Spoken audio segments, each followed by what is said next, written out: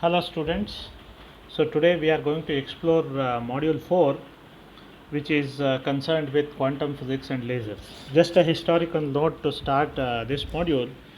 At the end of the 19th century, it looked as though we have discovered all the phenomenon of nature. Basically, what is physics? Physics is nothing but the discovery of the phenomenon and the reasoning of that phenomenon. It looked as though we have discovered every physical phenomenon physical phenomenon, and we have also got the explanation of all the physical phenomena which we had seen, and we have many fields to explain the dynamics. We had Newtonian mechanics, and the heat thermodynamics was there. It was leading the kinetic theory of gases. Everything was thought to be green and fine. Exactly in that exactly in that last years of 19th century, it looked as though we have explored the frontier of physics, and there is nothing more needs to be there is nothing more which needs to be discovered. So I want to start with this historical note, because in order to appreciate the importance of quantum physics, you must know this historical background. Lord Kelvin, in whose honor the temperature scale, Kelvin temperature scale, or as it is called as absolute temperature scale, is named after, he delivered a speech in April 1900, and the title of the talk was 19th Century Clouds Over the Dynamical Theory of Heat and Light.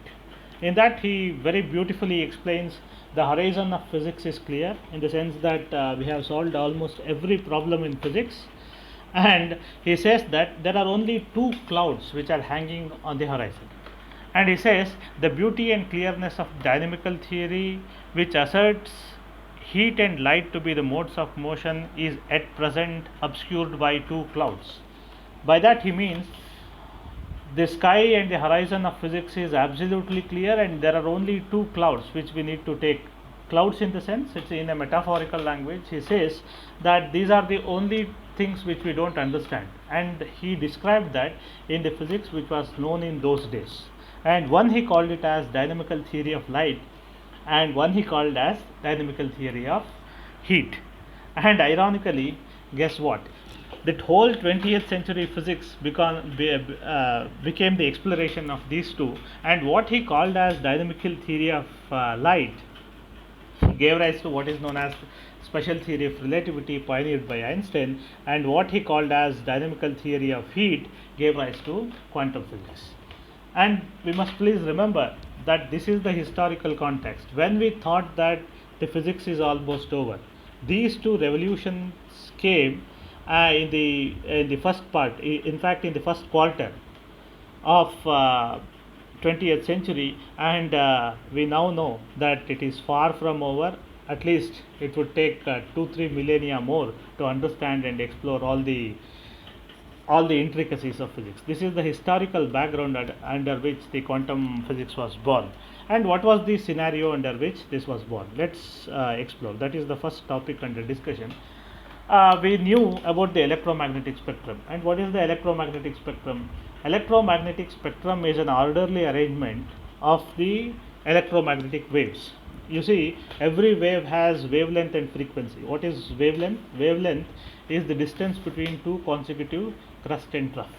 Okay, so if you have a crust here, if you have a trough here, then the distance between those two is called the wavelength. If you orderly arrange the wavelength, this is what the electromagnetic spectrum is.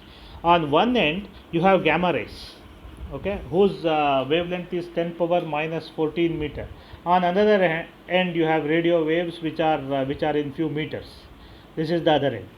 Okay, so what orderly arrangement of wavelengths is what is known as electromagnetic spectrum. It is a very broad spectrum spanning at least 12 orders of magnitude. This is 10 power minus 14, and this is 10 power 2, or 10 power minus 14 to 2. At least 14 to 15 orders of magnitude are covered in this. In this electromagnetic spectrum, only a part of that which we can see, that is shown here.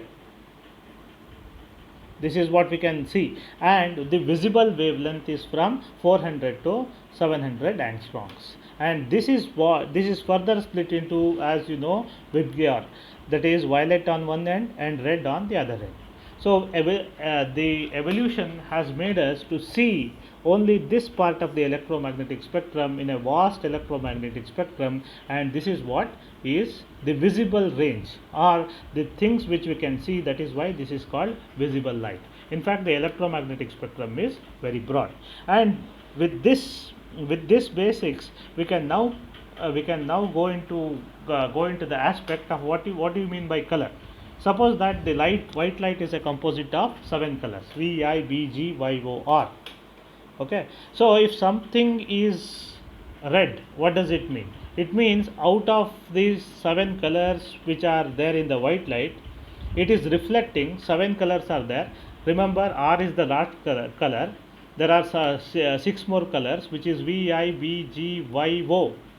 So if something is looking red, it would only mean that out of these 7 colors which are there in the white light, it is absorbing all 6 colors and reflecting only red. This is what if something is looking red, this is what would mean. If something is looking green, it means it is reflecting only a green color, and everything except that is getting absorbed into that.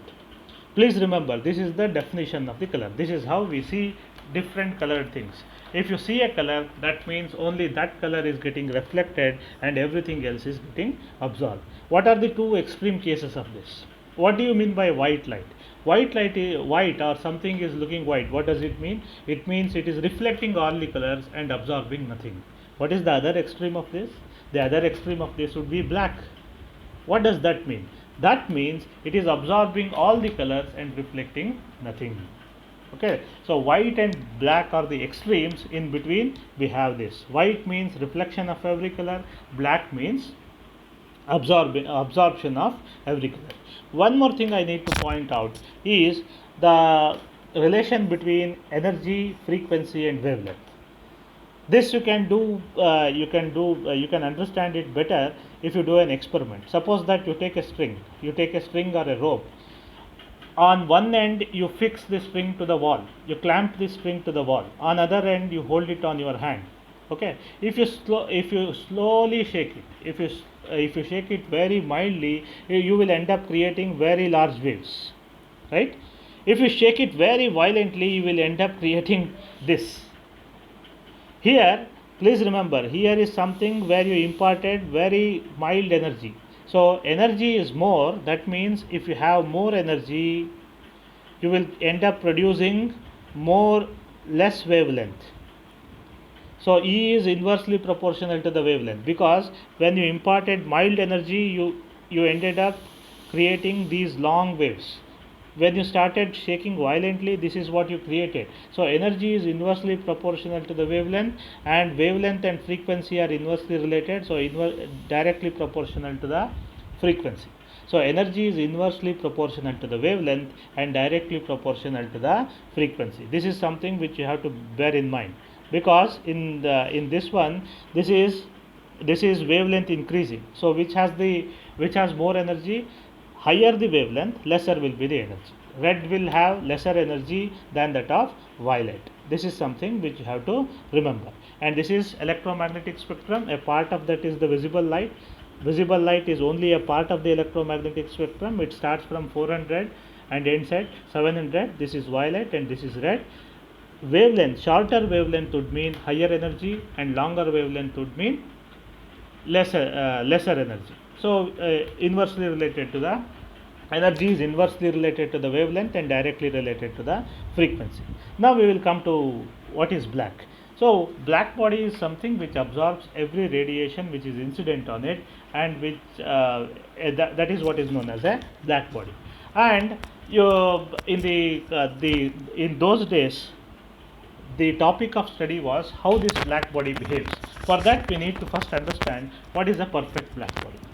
Okay, of course, perfect black bodies don't exist in nature, as we know, but there is all theory. In theory, whenever you want to study theory, we always study with the idealized system.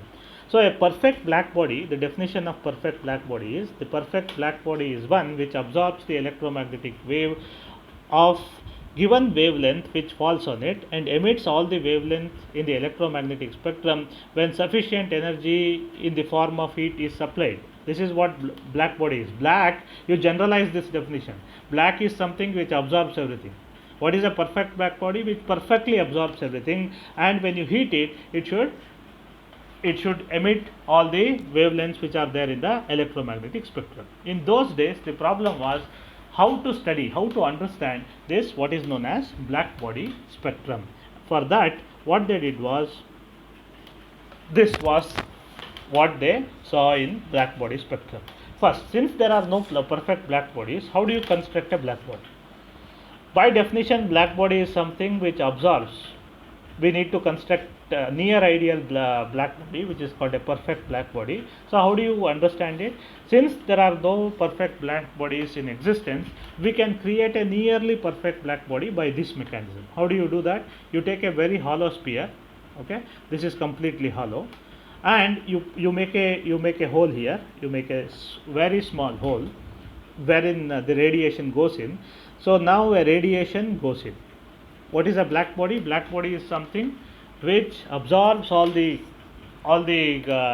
radiation incident on it and will not emit anything. So if you send in a radiation, it should not come out. So how do you see to it that if you have a very smooth surface here, according to law of reflection, it might, if some part of it, even though you have coated this with black, some part of it can come back according to law of reflection. So what you should make is, the wall should be made rugged. As you can see, there is the wall is not smooth, it is rugged. So it is make a completely rugged wall and coat lamp black on it. Why lamp black? Lamp black is something which absorbs almost 99% of the light or radiation will be absorbed, and create a kink here so that you will deceive the law of reflection. So an incident ray enters here.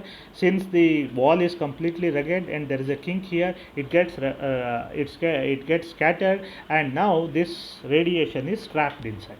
And by definition, a black body is something which absorbs and which does not emit. So this is how a black body, a near perfect black body, is conceived. And the problem in those days was how to understand this black body spectrum. Let me explain what this black body spectrum is. Black body spectrum is a particular thing in which you collect energy density. What is energy density? Energy density is the energy stored per unit volume. That is what energy density is. In fact, it is represented by U lambda d lambda. It is U lambda d lambda, and I told you the relation between lambda and energy. What is d lambda? It is the wavelength between lambda and lambda plus d lambda.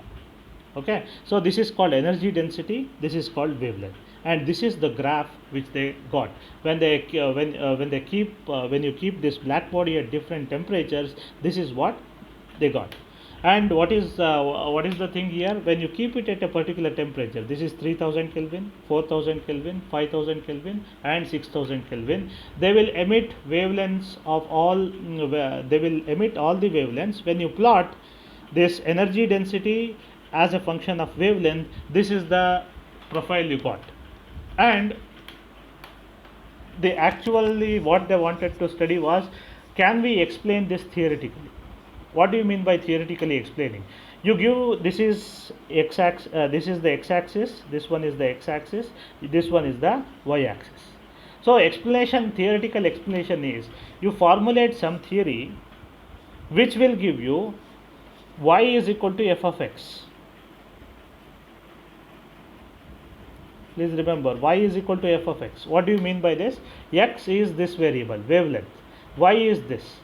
If you really understand a theory, based on that theory, you derive a formula so that when I put different wavelengths in this expression, I should get the energy density which is emitted. And if you put all the wavelengths which are here at a particular temperature, it should also be a function of temperature also. So you give me a formula at a given temperature. If I put different wavelengths, I must be able to get different energy densities. So that is what is known as theoretical understanding. This is the experimental curve. If you really understand theoretically what is happening inside a black body, you must be able to derive a formula of this form. That is energy density as a function of wavelength and temperature, so that if you plug in temperature and wavelength, you must get this Y. That is what understanding would mean. And this was the hot topic of discussion in those days, and many attempts were made to explain this.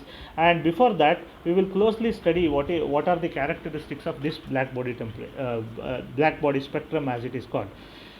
So at different temperatures, please remember, at different temperatures there is a peak value. There is one wavelength which is emitted in the maximum. As you can see, at 3000 this is where it is the maximum, at 4000 this is where it is maximum, 5000 this is where it is maximum, 6000 this is where it is maximum.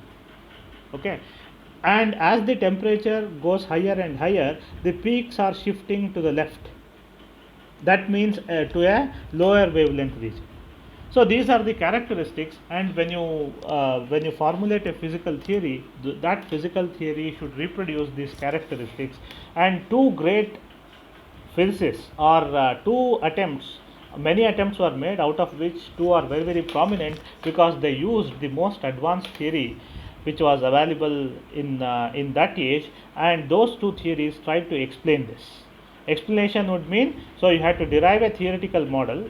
Based on the theoretical model, you have to give me, this is called, as I told, U lambda d lambda. U is the energy, lambda, U lambda d lambda as a function of wavelength lambda and t, so that this will explain the entire curve. So this explanation of the entire curve, this is the experimental data, you have a theoretical model, and when these two fit, that is when you call something to be theoretically understood. And for that, two attempts were made, and one observation. One observation which was made was, please remember, in the last curve which we saw, that is here, this as the temperature changed, what happened was the maximum wavelength at which this the energy maximum at a particular wavelength shifted to the lower wavelength region, and that was this observation. This lambda m, where the maximum wavelength is, that is inversely proportional to t. Okay, so when you multiply this, lambda into t is a constant for every curve. Wherever the lambda is, wherever the t is, when you multiply temperature with the maximum, it was found that it was a constant, and that constant is calculated to be this. This was an observation, and since this deals with the displacement of the maximum wavelength emitted, this was called the Wien's displacement law. And two great attempts were made to explain this curve. This is the experimental curve, and when you come up with a theoretical formula, what does it mean? This is the experimental curve, and you predict a theory. You have to remember what you have to give. You have to give energy as a function of lambda and t. So when you put in different lambdas and t, it should reproduce the experimental curve. This is what would mean the theoretical understanding. And Wien's and Rayleigh Jeans, these are two different fellows. One fixed this numerical parameter later, that's why this is called Rayleigh Jeans law and Wien's law. These two were the attempts to explain this. Okay, so first one gave this was the first law, U lambda d lambda is equal to C1, and where C1 is a constant, C2 is also a constant. Wien's law, using the very advanced thermodynamic methods which were very, very prominent then, he came up with the formula U lambda d lambda is equal to C1 into lambda power minus 5 e power exponential minus C2 by lambda t into d lambda. So what does it mean? So according to this formula, at a particular temperature T, if you go on having this lambdas, then it must reproduce. So what happened? Wien's law, as you can see, Wien's law agreed the experimental curve only till here. Only till here it clearly obeyed. After that, you can see this dotted line where this falls, the theoretical curve or the theoretical points are falling faster than the experimental curve. This is the experimental curve, this one. This is the theoretical curve. This theoretical curve is falling faster, so this law is only applicable for the lower wavelength region. To bypass this difficulty, a second attempt was made, or rather, two people, one fixed the numerical parameter. A second attempt was made by Rayleigh-Jeans, and what this law said was actually, so u lambda d lambda, that is this axis, that is energy density, 8 pi kt divided by lambda power 4, or 8 pi kt into lambda power minus 4 d lambda. So what happened? It only agreed with the experimental curve only in this region. This is Rayleigh-Jeans. You can see it is completely diverging. And one more thing which is something which is of interest in Rayleigh-Jeans law is, as you approach the lower wavelengths, this lambda will be in the denominator. As it approaches 0, this will go to infinity, and that is what this is doing. This is going all the way to infinity, and this inability of Rayleigh-Jeans law to explain the black body radiation spectrum is what is known as ultraviolet catastrophe. Ultraviolet catastrophe is when you put lambda is equal to 0 in this formula, this Rayleigh-Jeans curve races to infinity as you come towards the lower wavelength region, and this is what is known as ultraviolet catastrophe. And this was the instant when Lord Kelvin delivered that lecture, and this is the fix we were in. If you have see we are in a strange situation in which there is one law which can explain the lower wavelength. Wien law explains the curve in the lower wavelength region. Rayleigh-Jeans law explains the curve in the higher wavelength region. There is no one unified law which will explain the complete curve. This is this is completely uncomfortable situation, because the nature acts by only one law. You cannot have one law to the lower wavelengths, one law to the higher wavelengths. And in this situation, this is what he was referring to, that Lord Kelvin, when he said, except for those two clouds, and one of those clouds, when he said that there is a dynamical theory of heat, this is the problem in which he was referring to, that there is no complete theoretical understanding of what is this black body radiation spectrum, in the sense that we cannot come up with a theoretical formulation which will explain this curve theoretically.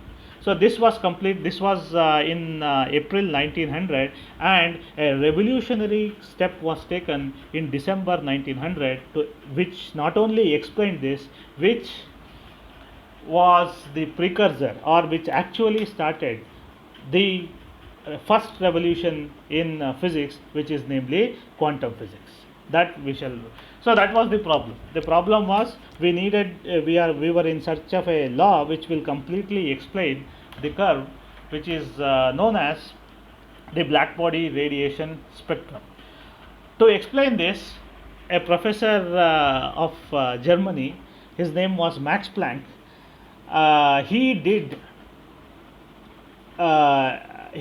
two very, very important, probably the most important assumptions, or the most important assumptions in the history of physics was done. And he did two assumptions on the basis of which he derived a law which will completely solve the problem of black body radiation spectrum. And this was not just limited to black body radiation spectrum. This would create a new kind of physics which we are going to see. And what were those assumptions? The assumptions, the first assumption was, this black body is something which has a wall. That wall contains oscillator. And first assumption of Planck is regarding the oscillators. Only that value of energy could be possessed by the oscillators. What do you mean by oscillators? If you have a black body, it has a surface, and that surface, he assumed that those surface contains oscillators. Only that value of energies could be possessed by oscillators, which is an integral multiple of h nu. What is this h? H is something which is a very special number. Later it was called as Planck's constant, but it is h nu, where h is called the Planck's constant and mu is the frequency of the vibration. So that the allowed energy values are defined in set of n h nu. This n could be 0, 1, 2, it cannot be 1.5. So if n is equal to 1, it becomes E is equal to h nu. Okay, this is very, very important, because in classical physics, whenever we said what is the energy of the simple harmonic oscillator, it could be anywhere from 0. It is a continuity from 0 to infinity. It's a continuity. This is what classical mechanics would have said. But what he is saying in the first assumption is, you cannot have every value between 0 and infinity. In fact, they are completely, either it is 1 h nu or 2 h nu or 3 h nu. There is nothing in between. And this system is called quantized scheme. Quanta is nothing but a packet. You can have 1 packet of energy or 2 packets of energy. You cannot have 1.5 packets of energy. That's why the physics which was initiated by this is called quantum physics. This was the first assumption. The second assumption was, an oscillator may lose or gain energy by emitting or absorbing respectively a radiation of frequency mu, whose value is given by the difference between these two, delta E divided by h. If suppose that there is some oscillator at E2, there is some oscillator at E1. So E2 minus E1 by h. What is E2? It is, according to this formula, it is 2h nu minus h nu. It is 2h nu minus h nu is h nu divided by h. That is what he is saying. An oscillator may lose or gain energy by emitting or absorbing respectively a radiation of frequency mu, whose value is given by mu is equal to delta E by h, and where delta E is the difference between the value of energies. One could be at E3, one could be at E1. The difference of the energy is divided by this Planck's constant. By making these two assumptions, he could finally work out a theoretical formalism wherein he exactly gave the equation. U lambda d lambda is in that black body spectrum. It is the left hand side or the y axis, and it depends on the wavelength. It depends on the temperature. Now when you take this and when you take this back, okay, now this is the Wien's law. Wien's law, if you apply this formula, x axis as a function of y axis, it only explains the lower wavelengths. This explains the higher wavelengths, but there was no formula which could explain the complete curve. So what Planck did was, when you put u lambda d lambda versus, this is the Planck's law, so same thing you had to do. You go on putting different values of this lambda as a function of temperature. It exactly reproduces this curve. That's why you see Planck's law is something which is completely sitting on the experimental curve.